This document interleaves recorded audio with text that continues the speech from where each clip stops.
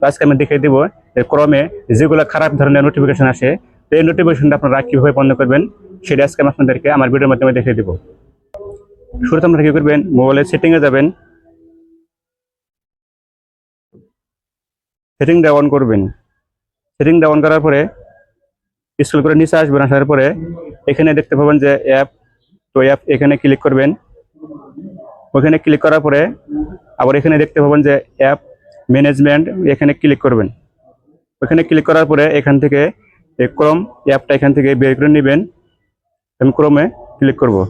Click করার পরে আবার ওই এখানে দেখতে পাবেন যে ম্যানেজ নোটিফিকেশন, এখানে ক্লিক করে দিবেন। ক্লিক করার পরে এখানে দেখুন আমার এটা কিন্তু মানে এলাও নোটিফিকেশন, এটা কিন্তু মানে এলাও করা আছে। তো আপনারা কি করবেন, এটাকে এখান থেকে অফ করে দিবেন। এটাকে যদি অফ করে দেন তাহলে কি হবে, এখন কিন্তু মানে আমার ক্রোম থেকে কোনো ধরনের খারাপ ধরনের কোনো নোটিফিকেশন আসবে না। এখন কি করবো, ব্যাক চলে আসবো। আবার আপনি কিন্তু মানে চাইলে শর্টকাটের মাধ্যমে আপনি কিন্তু এই নোটিফিকেশনটা বন্ধ করতে পারেন। সেটা আপনি কিভাবে বন্ধ করবেন, আমি কি করবো, আবার ক্রোমে যাব।